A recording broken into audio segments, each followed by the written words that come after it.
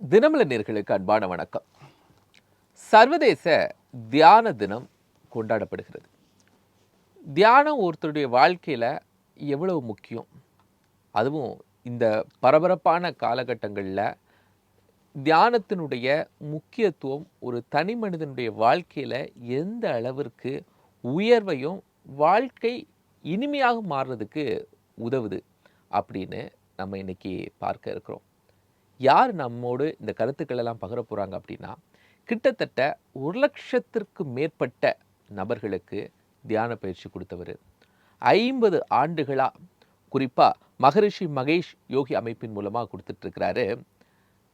இவரே ஒரு பெரிய யோகி அப்படின்னு சொல்லலாம். சேத்னா ஆச்சாரிய ஸ்ரீ சிங்காரவேலர் அவரே நமக்கு நேரடியாக வந்து தியானத்தினுடைய சிறப்புகளையும் எப்படி தியானத்தை நம்ம செய்யணும் அப்படிங்கிறது நம்மோடு பகிரக்குள்ள போகிறாங்க. அந்த விளக்கங்களை நம்ம கேட்கலாம் விட்ட. சார் வணக்கம். வணக்கங்க. வணக்கம். சேத்ன ஆச்சாரிய ஸ்ரீ சிங்காரவேலர் அப்படிங்கிற ஒரு மகோன்னத் மனிதர் நாங்கள் இன்றைக்கி சந்திக்கிறதுல ரொம்ப சந்தோஷம் சார். மிக்க சந்தோஷம் நமக்கு உங்களை சந்திக்கிறதுல. சார், தியானம், யோகா இப்படி நிறைய பயிற்சிகள் இருக்குது. இதில் கொஞ்சம் தியானங்கிறது ரொம்ப சிம்பிளஸ்டான பயிற்சி. உடலை ரொம்ப அசைக்க தேவையில்லை, ஒரு அமர்ந்த நிலையில் இருக்கலாம். ஆனால் யோகா கூட ஏதாவது உடல் அசைவுகளை செஞ்சு எந்த நேரத்துலையும் செஞ்சிடலாம். ஆனால் தியானத்தை அப்படி செஞ்சிட முடியுமா சார்? தியானத்தினுடைய நோக்கம் என்ன?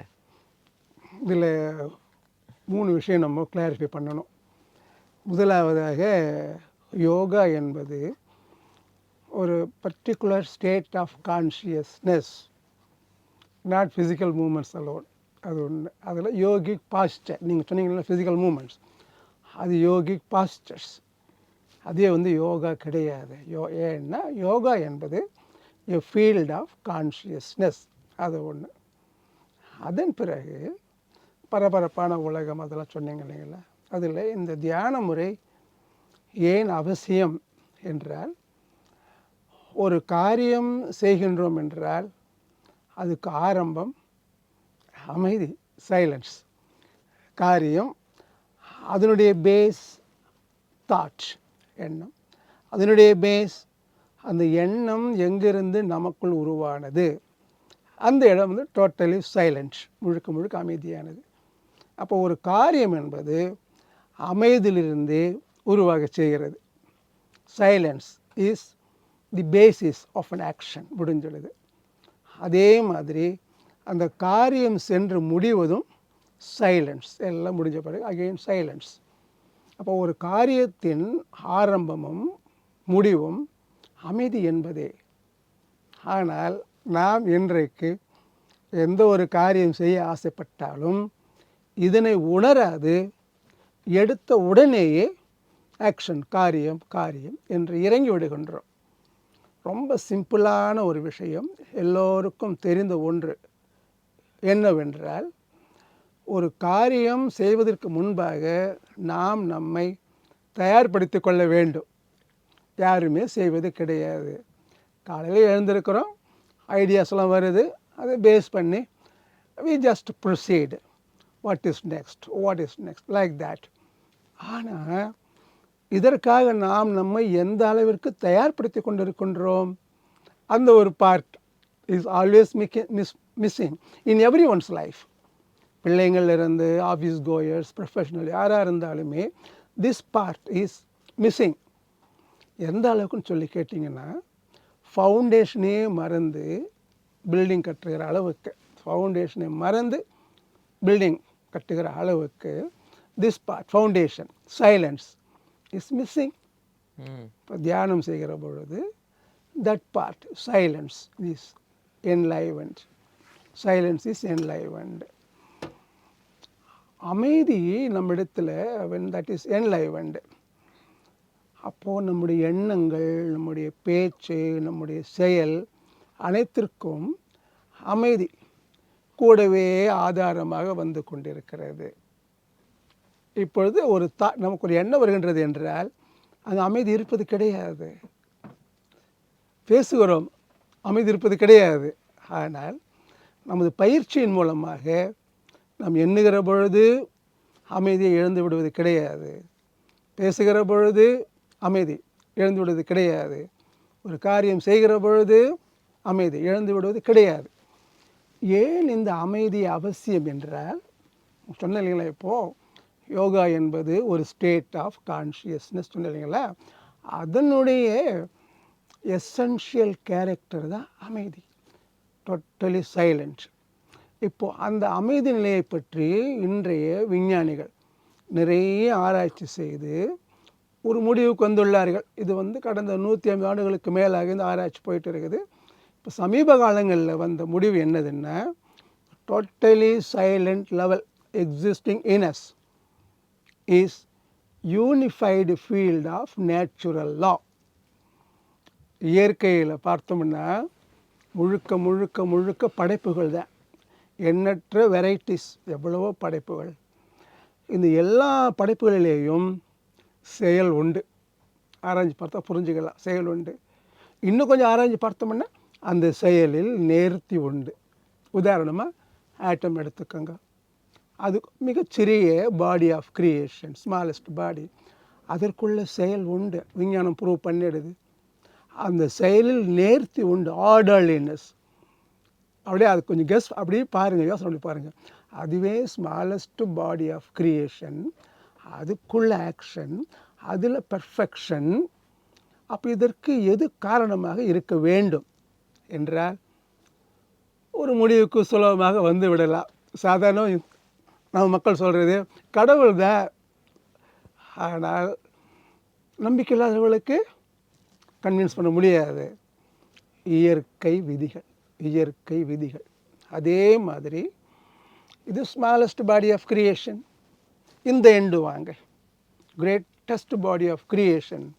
இப்போ நமக்கு தெரிஞ்ச வரைக்கும் solar systems are there, many solar systems are there, huge planets, cosmic bodies. அதுங்க சும்மா இருக்குதுங்களா? இல்லையே. Always revolving in the space at a very high speed. இருந்தாலும் எங்கேவாவது ஒரு கொலிஷன், ஒரு ஆக்சிடெண்ட் இது வரைக்கும் வந்தது உண்டுங்களா? கிடையாது. அப்படி என்றால் யார் இதற்கு காரணமாக இருக்க முடியும்? அகெயின் இயற்கை விதிகள். அது மாதிரி இப்போ நம்ம பாடி எடுத்துக்கலாங்க. கண்கள் என்ன செய்யுதுங்க? பார்க்கின்றன, கரெக்டாக செய்யும். இது என்னது? இது கேமரா, இது யார்? கரெக்டாக சொல்லும். கண்கள் பார்க்கின்ற செயல், காதுகள் கேட்கின்ற செயல். அது மாதிரி ஒவ்வொரு பார்ட்டுமே உடம்பில் தன்னுடைய வேலையை செய்கிற பொழுது அதில் பெர்ஃபெக்ஷனையும் நேர்த்தியையும் அது வெளிப்படுத்துகின்றது. அப்படி என்றால் இதற்கெல்லாம் யார் காரணம் என்றால் இயற்கை விதிகள். இந்த பிரபஞ்சம் முழுக்க எவ்வளவோ செயல்பாடுகள் இருந்தாலும் இந்த செயல்பாடுகள் நேர்த்தியாக இருப்பதற்கு, எந்த ஒரு பிரச்சனையும் இல்லாமல் இருப்பதற்கு, தவறு நடக்காமல் இருப்பதற்கு காரணம் இயற்கை விதிகள். அங்கே பிரச்சனை கிடையாது, அங்கே மிஸ்டேக் கிடையாது, எல்லாம் பெர்ஃபெக்ஷன் பெர்ஃபெக்ஷன் பெர்ஃபெக்ஷன். காரணம் இயற்கை விதிகள். இப்போ இந்த அனைத்து இயற்கை விதிகளும், இந்த பிரபஞ்சத்தை முழுமையாக இயக்குகின்ற அனைத்து இயற்கை விதிகளும் எங்கே உள்ளனவென்றால் நம்முடைய சைலண்ட் லெவல், எண்ணத்திற்கும் அப்பாற்பட்ட ஒரு நிலை, எண்ணம் கடந்த நிலை. இந்த எண்ணம் எங்கிறது உருவாகின்றதோ அந்த நிலை, அது மனதின் ஆழ்நிலை, அது தூய்மையான உணர்வு. அங்கே தான் இந்த எல்லா இயற்கை விதிகளும் ஒருங்கே அமைந்துள்ளன. இப்போ நமக்கு அந்த லெவலில் இருந்து செயல்பட ஒரு மார்க்கம் தெரிஞ்சதுன்னா நம்முடைய எண்ணம், சொல், செயல் எல்லாவற்றுக்கும் இந்த அனைத்து இயற்கை விதிகளுடைய சப்போர்ட் கிடைத்து கொண்டே இருக்க செய்யும். அப்படி கிடைக்கின்ற பொழுது ஒருபுறம் பார்த்தோம்னா இன்க்ரீசிங் லெவல்ஸ் ஆஃப் ஹாப்பினஸ், ஃபில்ஃபில்மெண்ட். இன்னொரு புறம் பார்த்தோம்னா இந்த அனுபவங்களால் நமக்கு அழுத்தங்கள் ஏற்படாது. இப்போ எந்த அனுபவம் ஏற்பட்டாலும் அந்த அனுபவம் நம்முள் ஏதோ ஒரு அழுத்தத்தை ஏற்படுத்த செய்யும். நல்ல அனுபவம், கெட்ட அனுபவம். இப்போ பொதுவாக எல்லாருக்கும் என்ன தெரியும்? கெட்ட அனுபவம் வந்ததுனாக்கா அழுத்தத்தை ஏற்படுத்தும். நல்ல அனுபவம் அதுவும் ஏற்படுத்த செய்யும். அனுபவம் ஒன்று தான் காமன். அது எந்த அனுபவமாக இருந்தாலும், யாராக இருந்தாலும் அது தனக்கே உரித்தான அழுத்தத்தை நம்முடைய உடலில் ஏற்படுத்த செய்யும். ஸோ அந்த அழுத்தம் ஏற்படாமல் ஒரு சஸ்பென்ஷனை கிரியேட் பண்ணணும்னா தியானங்கிறது தேவை. இருங்க அது அழுத்தம் ஸ்ட்ரெஸ், ஆங்கிலத்தில் அந்த வேர்டை போட்டுடலாம், ஸ்ட்ரெஸ். அப்போது நம்முடைய காரியங்களை செய்ய வேண்டும், முழுமையாக அனுபவிக்க வேண்டும். ஆனால் அந்த ஸ்ட்ரெஸ் கூடாது என்றால் அதற்கு உண்டான ஆதாரம் சைலன்ஸ். அப்போ இந்த சைலன்ஸ் கூடவே இருக்கிற பொழுது we enjoy our life, at the same time we are not affected by the fruits of our karmas, stress and strain. அதுக்கு தான் தியான முறை முக்கியம். சரி, இப்போ தியானத்தை எல்லாராலையும் எப்படி செஞ்சிட முடியும்? ரைட். மிக மிக எளிமையான ஒரு ப்ரொசீஜர் இது. தியானம் என்பது எளிமையான ஒரு ப்ரொசீஜர். நீங்கள் எங்கெங்கேயோ டூர் போகிறீங்க, எவ்வளோ விஷயங்களுக்காக. இருந்தாலும் வீடு போய் சேர வேண்டும் என்கின்ற பொழுது சந்தோஷத்தை கொடுக்க செய்கிறது. விரைவாக சென்று அடைய வேண்டும் இல்லைங்களா? ஏன் அது உங்களுடைய வீடு. நீங்கள் எங்கே போனாலும் வீட்டுக்கு வருவது என்பது மிக மிக சந்தோஷமான செயல், விரைவானதும் கூட. இப்போ உதாரணமாக இதுக்கு இன்னொரு எக்ஸாம்பிள் பார்த்தோம்னா, ஒரு எலாஸ்டிக் பேண்ட் அதை இழுக்கும்பொழுது தான் சிரமமாக இருக்கும் உங்களுக்கு. இழுக்கும்போது விட்டுட்டிங்கன்னா நேச்சுரல் ஸ்டேட்டஸ் ரொம்ப குயிக்காக வந்துடும். அது மாதிரி நம்முடைய நேச்சுரல் ஸ்டேட்டஸ் என்பது பூரணமான அமைதி. நம்ம எங்கே தான் எவ்வளோ ஓடியாடி இருந்தாலும் அமைதி வேணுங்கிற பொழுது பட்டு மனசு அங்கே செட்டில் ஆகிடும். ஏன்னா அமைதி என்பது மனதினுடைய ஹோம். உடையந்துடும். ஒரு பெரிய மெசேஜ் தான் சார். அமைதி ஆயிடும் அப்படின்னு சொல்கிறீங்க இல்லையா? அந்த அமைதிப்படுத்தல் இருக்குல்ல, ஆயிடுமா? அது எப்படின்னு கேட்டிங்கன்னா, ஒரு ரப்பர் பேண்டுக்கு நீங்கள் சொல்லிடலாம், எலாஸ்டிசிட்டி சொல்லிடலாம். அந்த தியரி மெடிடேஷனுக்கு ஒத்து வருமா? மனதுக்கு ஒத்து வருமா? அதே சுற்றிக்கிட்டே இருக்குது, எங்கேயும் சுற்றிக்கிட்டே இருக்கு. ஒத்து வருமா? ரைட். மெடிடேஷன் ஒத்து வரும், மனதிற்கு ஒத்து வருமா? அதுதான். இப்போ மனதிற்கு எப்படி ஒத்து வருது கேட்டிங்கனாக்கா, இந்த மனது எங்கெங்கேயோ போகுது இல்லைங்களா? எங்கெங்கேயோ போகுது, நமக்கு அது மட்டும் தெரியும். அதை வச்சு நம்ம என்ன சொல்லிடுறோம், மனது ஒரு சொல்லிடுறோம் இல்லைங்களா? அது தவறான ஒரு இன்டர்பிரிட்டேஷன். அது ஏன்னு கேட்டிங்கன்னா, இயற்கையில் எல்லா இயக்கத்திலேயும் ஒரு நோக்கம் உண்டு இல்லாமல் இருந்ததே கிடையாது. அப்படி என்றால் இந்த மனது ஒன்றை விட்டு ஒன்று, அதன் பிறகு மற்றொன்று, அதன் பிறகு இன்னொன்று என்று சென்று கொண்டே இருக்கின்றது என்றால் ஏதோ ஒரு நோக்கம். இப்போ உதாரணமாக ஒரு அழகான ஃப்ளவர் கார்டன், எல்லாம் ஃப்ரெஷ் ஃப்ளவர்ஸ். அங்கே பார்த்தீங்கன்னா நிறைய பட்டாம்பூச்சிங்க அல்லது ஹனிபீஸ் சுற்றிக்கிட்டே இருக்குது. சுற்றி கொண்டே இருப்பது பட்டாம்பூச்சிகளுக்கோ தேனீக்களுக்கோ இயல்பு கிடையாது. எது இயல்பு என்றால், எந்த மலரில் அதிகமான தேன் இருக்கின்றதோ அங்கு உட்காருவது. அதே மாதிரி தான் மனதின் இயல்பு என்பது சுற்றி கொண்டே இருப்பது கிடையாது. சந்தோஷம் எங்கு நிறைய கிடைக்குமோ அங்கு சென்று அங்கு செட்டில் ஆகிறது. இப்படி பார்க்கிற பொழுது உலகத்தில், புற உலகத்தில் எல்லா படைப்புமே சந்தோஷம் கொடுக்கும் மனதிற்கு. ஒரு பெரிய மலையை பார்த்தா சந்தோஷம், ஓ இவ்வளோ பெரிய மலையா, காடு பசுமையான காடு, சந்தோஷம். ஃப்ளட்டிங் ரிவர், இவ்வளோ பெரிய யாரா, இவ்வளோ தண்ணியா, சந்தோஷம், எல்லாம் சந்தோஷம். ஆனால் எந்த ஒரு படைப்பும் மனது விரும்புகின்ற நெடிய சந்தோஷம், லாஸ்டிங் ஹாப்பினஸ் எதுவுமே கொடுக்காது. கொஞ்ச காலம் அப்புறம் மனசு வேற எங்கேயாவது போயிடும் தேடிக்கிட்டு. அப்படி என்றால் இந்த தேடலுக்கு விடை என்பது எங்கே இருக்குதுன்னா, மனதோட ஆழ்நிலையில் முழுக்க அமைதியான நிலை. அங்குதான் அமைதி ஒருபுறம், சந்தோஷம் என்பது அளவற்ற நிலையில் இருக்கிறது. Infinite happiness or unlimited happiness. அப்போ மனதிற்கு பண்ணணும்னா, எப்பொழுதும் வெளியிலே சென்று கொண்டிருந்த மனது இப்பொழுது சற்று உள்நோக்கி செல்ல ஆரம்பித்தால், தன்னுடைய இயல்பின் பிரகாரமே, based on its natural tendency, கொஞ்சம் கொஞ்சமாக தன்னுடைய ஆழ்நிலைக்கு சென்று அடைந்துவிடும். காரணம் அது நேச்சர். அது it wants always more happiness. எங்கே நிறைய கிடைக்குது? At it's source. அதுக்கு எவ்வளோ நேரம் ஆகும் சார்? இதற்குண்டான நேரம் பார்த்தோம்னா, அஃப்கோர்ஸ் கொஞ்ச நாள் ஆன பிறகு குயிக்காக வந்துன்னு சொல்லிடலாம். ஆனால் அது வரைக்கும் சம்டைம்ஸ் 10 மினிட்ஸ் ஆர் 15 மினிட்ஸ் இது போல் ஆக செய்யும். இதில் இந்த ப்ரொசீஜர், இந்த தியானத்தினுடைய மெத்தட், அதை நம்ம கரெக்டாக ஃபாலோ பண்ணினோம்னா ஒவ்வொரு முறை தியானம் செய்கிற பொழுதும் நாம் அதனை உணரலாம். கரெக்டாக ஃபாலோ பண்ணினோம்னா. ஏன்னா இது வரைக்கும் தியான முறை பற்றி பேசிய எல்லாருமே என்ன சொல்கிறாங்கன்னா, தியானம் செய்வதற்கு மனதை கட்டுப்படுத்த வேண்டும், அப்போ தான் ஒருநிலைப்படும். மிக மிக மிக ஒரு தவறான ஒரு பரப்புரை. ஏன்னு கேட்டிங்கன்னா, உங்களுக்கு நம்ம லிட்ரேச்சரில் பாருங்கள், நிறைய சொல்லியிருப்பாங்க, சித்தர்கள்லாம் சொல்லியிருப்பாங்க, கரடியை அடைக்கலாம், யானையை அடைக்கலாம், சிங்கத்தை அடைக்கலாம், ஆனால் மனதை மட்டும் அடக்க முடியாது இல்லைங்களா? அப்படி இருக்கிற பொழுது நீங்கள் எப்படி சொல்லலாம் மனதை அடக்கணும்னு சொல்லிட்டு சரி அடைக்கிறோம்பா, நீ மனதை காண்பி, நான் அடக்கிறேன், காண்பிக்க முடியுங்களா? கிடையாது. அப்போ அவங்க எந்த அளவுக்கு தவறாக மக்களை வழிநடத்துகின்றார்கள் இதில் புரிஞ்சுட உங்களுக்கு நினைக்கிறேன். ஆச்சுங்களா?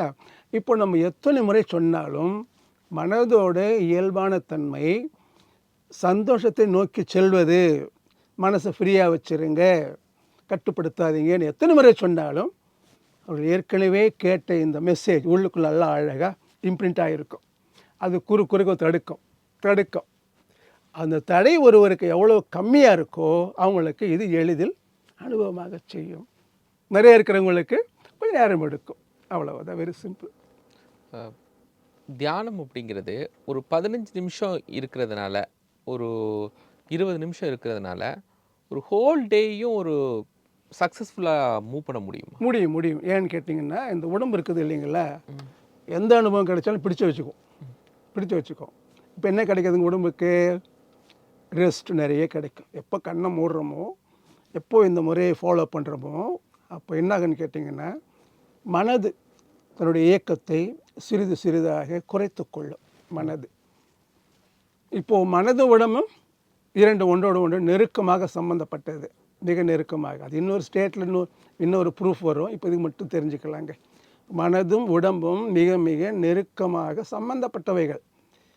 அப்படி இருக்கிற பொழுது மனதில் செயல் கொஞ்சம் கொஞ்சமாக குறைகிற பொழுது உடலிலேயும் செயல் கொஞ்சம் கொஞ்சமாக குறைஞ்சிக்கிட்டே வர செய்யும். மனதில் செயல் குறைகிற பொழுது அமைதி அதிகரிக்க செய்யும், இன்க்ரீசிங் லெவல்ஸ் ஆஃப் சைலன்ஸ். உடம்பில் செயல் குறைகிற பொழுது ஓய்வு, இன்க்ரீசிங் லெவல்ஸ் ஆஃப் ரெஸ்ட். பாடி என்ன பண்ணும்? இரண்டையுமே கிரகித்து வைத்துக்கொள், பிடிச்சு வச்சுக்கும். அது பாடி நேச்சர், அது மாதிரி பிடிச்சு வச்சுக்கும். அதே சமயத்தில் அவைகள் தன்னுள் நீங்காமல் இருப்பதற்காக தடையாக உள்ள அழுத்தங்களை வெளியேற்றுகிற பொழுது 20 மினிட்ஸ் மெடிடேஷன் தான்.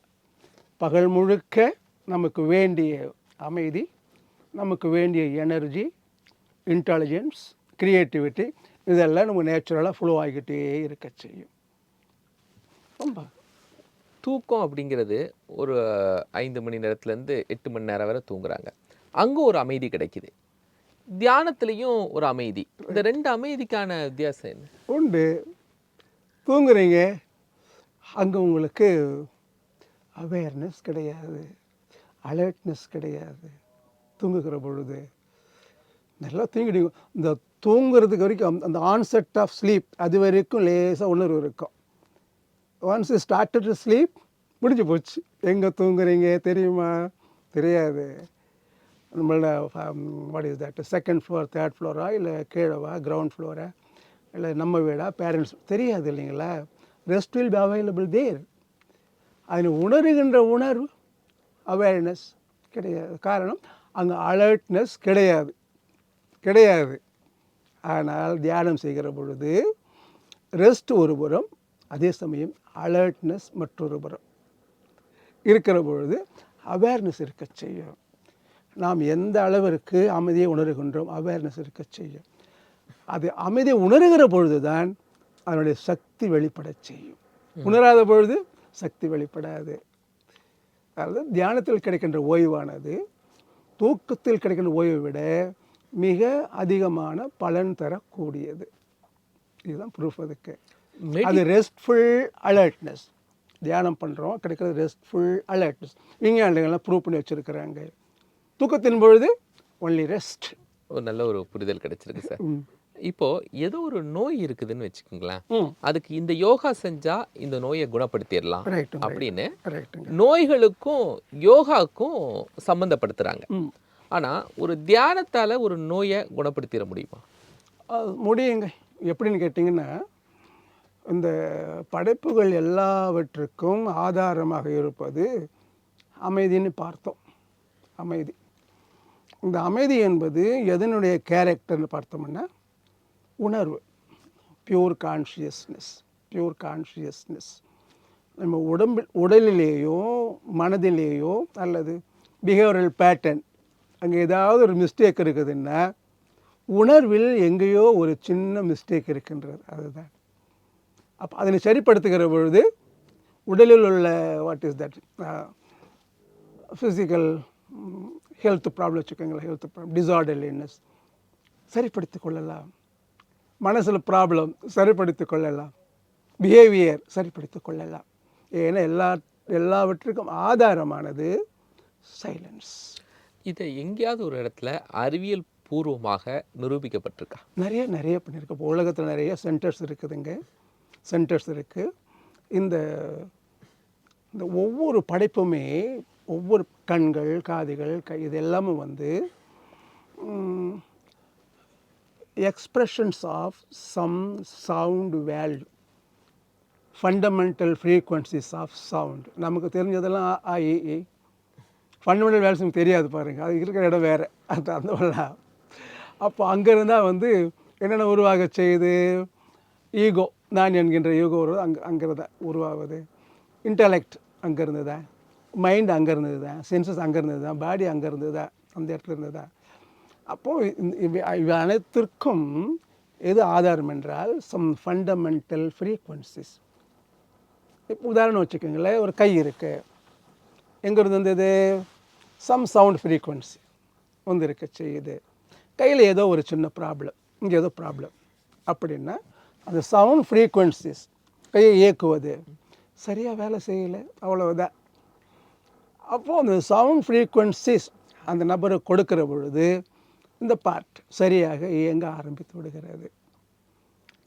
அப்படி என்றால் இந்த என்டையர் சிஸ்டம் எப்படி இருக்குன்னு கேட்டிங்கன்னாக்கா expression of some sound values, some fundamental frequencies. இதுதான் இன்றைக்கு உண்டான உண்மை. இது உலகத்தில் பல இடங்களில் சென்டர்ஸ் வச்சு அது மாதிரி க்யூர் பண்ணிட்டு வராங்க சக்ஸஸ்ஃபுல்லாக. நீங்கள் இப்போது இந்த இருந்த இடத்துல இருந்தே உங்களால் ஒரு தியானம் செய்ய முடியுமா ஒரு 2 நிமிஷத்துக்கு? செய்யலாங்களே. ஜஸ்ட் க்ளோசிங் தி ஐஸ், அவ்வளவுதானே, முடிஞ்சு போச்சு. எப்படி சவுண்டை உருவாக்குவீங்க? மனதில் சவுண்டோட வேல்யூ என்னதுங்க? தாட்டு தானே. சவுண்டோட பேசிக்கலி தாட்டு தானுங்களே. சவுண்டோட பேசிக்கலி தாட்டு தானே. மனசு என்ன பண்ணுது? எப்பொழுது எதையாவது திங்க் பண்ணே இருக்குதே. கண்ணை மூடுங்க, it continues thinking, sound is there, அவ்வளோதானே. தாட் என்பது சவுண்டோட பேசிக் வேல்யூ. நீங்கள் கண்ணை மூடினாலும் சரி திறந்தாலும் சரி some thought will be going on. In other words sound is going on. கண்ணை மூடிடுங்க, முடிஞ்சு போச்சு. இப்போ சில நேரங்களில் ஓம் அப்படிங்கிற அந்த பிரணவ மந்திர உச்சரிப்பு இருக்கு இல்லையா, அதை தியான நேரத்தில் பயன்படுத்த வேண்டும், அது உச்சரிக்கணும் அப்படின்னு நிறைய கான்ட்ரவர்சி இருக்குதுங்க. ஓமை பொறுத்த வரைக்கும் கான்ட்ரவர்சி இருக்குது. ஆனால் நம்முடைய சிஸ்டம் எதுன்னா, ஹவுஸ் ஹோல்டர்ஸ் வீட்டில் இருக்கிறோம் இல்லைங்களா, அவர்களுக்கு ஓம் என்பது சரிப்படாது, சொல்லித்தரக்கூடாது.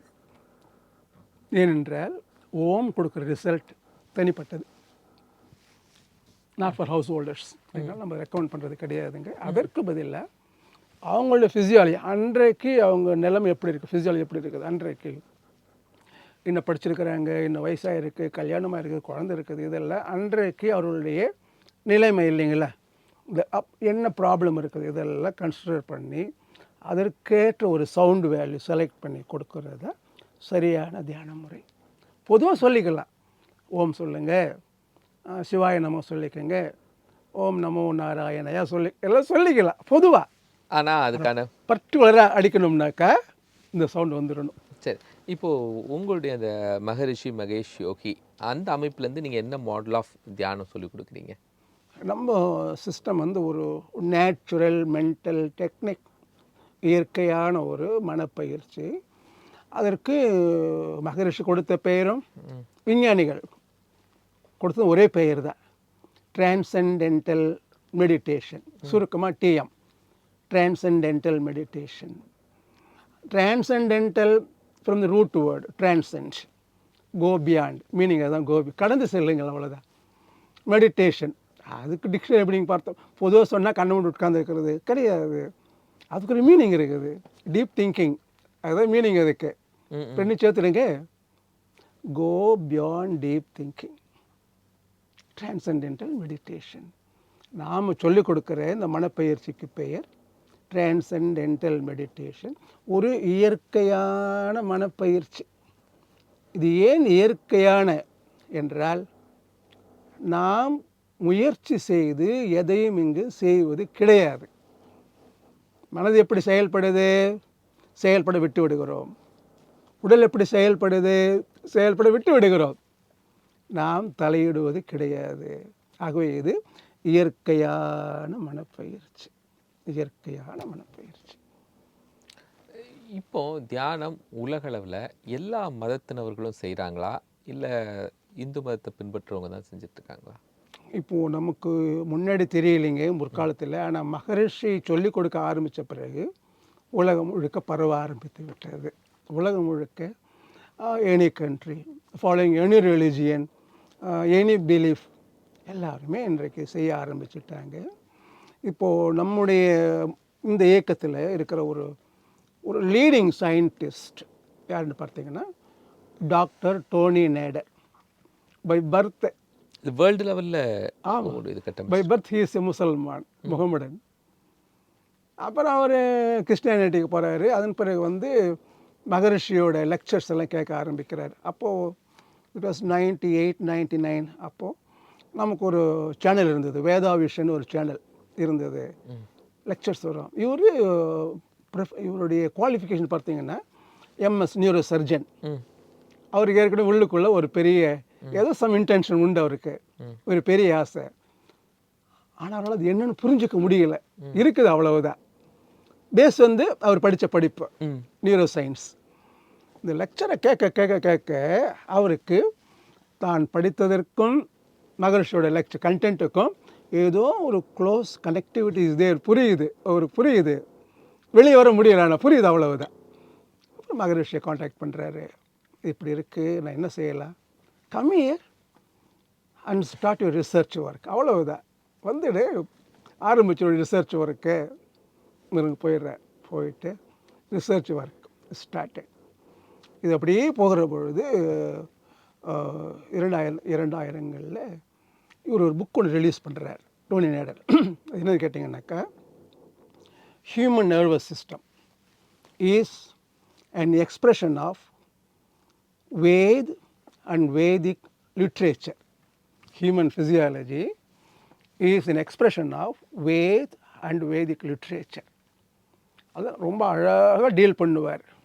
உதாரணமாக நம்மளுடைய பிரெயினில் வந்து முக்கியமாக 4 lobes ஆர் தே, எல்லாருக்கும் தெரிஞ்சது தான், 4 lobes இருக்குது. இந்த 4 lobes அப்படியே 4 வேதங்களுக்கு கம்பேர் பண்ணுவார்.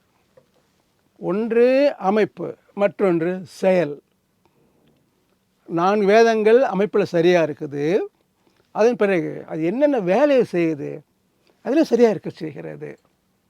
ஃபார்ம் அண்ட் ஃபங்க்ஷன், இந்த மாதிரி உடம்பில் ஒவ்வொரு பாகத்தையும் எடுத்து ஒவ்வொரு வேதிக் லிட்ரேச்சர், ஒவ்வொரு சப்ஜெக்ட், இப்போ இதெல்லாம் 4 சப்ஜெக்ட் ஆகிப்போச்சு இல்லைங்களா வேதிக் லிட்ரேச்சரில்.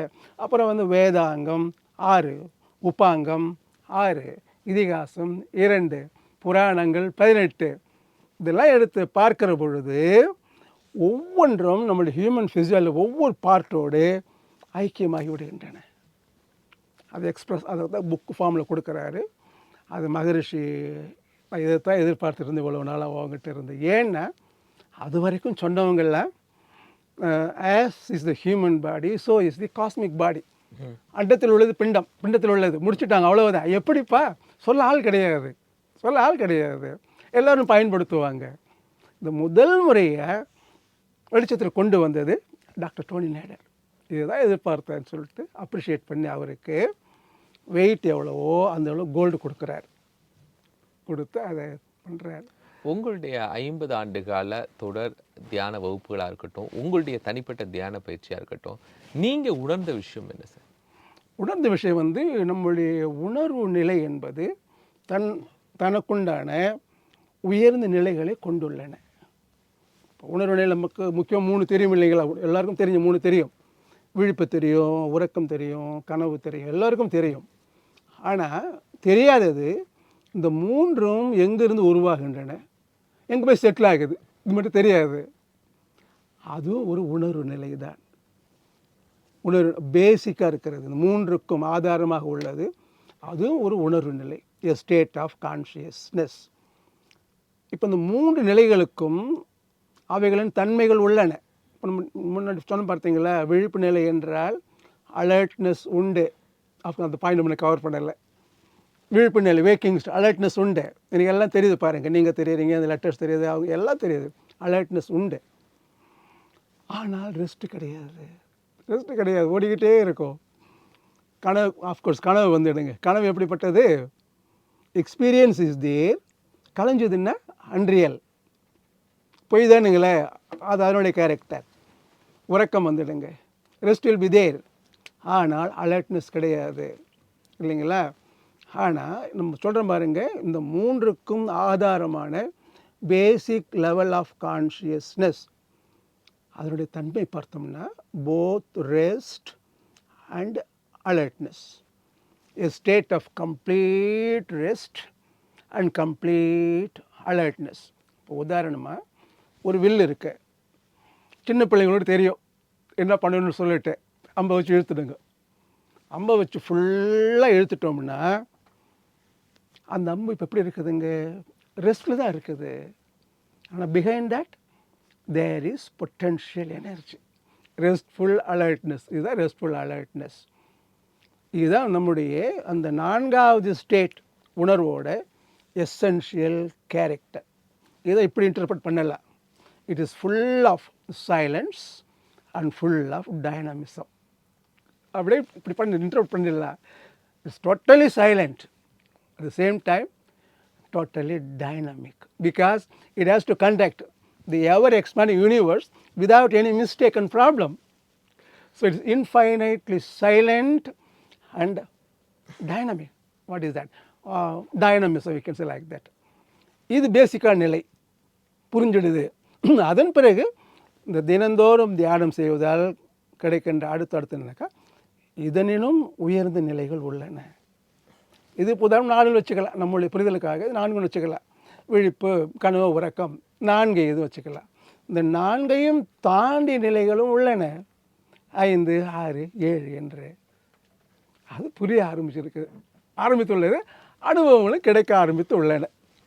உண்மையாக உங்களுடைய 50 ஆண்டுகால அனுபவம், தியானம் அப்படிங்கிற 1000 ஆண்டுகால ஒரு விஷயமும் நம்ம ஒரு ஒரு சிறிய நேரத்துக்குள்ளே நம்ம கொண்டு வந்துட முடியாது. பட் இது ஒரு விழிப்பு நிலையாக உங்களுடைய நேர்காணல் இன்னைக்கு இருந்திருக்கும். நம்ம நிறைய தொடர்ந்து பேசுவோம். நிகழ்ச்சியில் கலந்து கொண்டதற்கு மிக்க மகிழ்ச்சி தான். வாய்ப்பளித்ததற்கு மிக்க நன்றி. நேர்களே, தியானம் ஒருத்தருடைய வாழ்க்கையில் எவ்வளோ மாற்றத்தை கொண்டு வருது. இது தினம் தினம் ஒவ்வொருத்தரும் இந்த காலகட்டத்தில் செய்ய வேண்டிய ஒரு விஷயந்தான். அதுதான் முன்னெடுத்திருக்கு தினமலரும் நிகழ்ச்சியில். ரொம்ப முக்கியமான பல அனுபவங்கள் உங்களுக்கு கிடைச்சிருக்கும். மீண்டும் அடுத்த நிகழ்ச்சியை சந்திக்கலாம். நன்றி.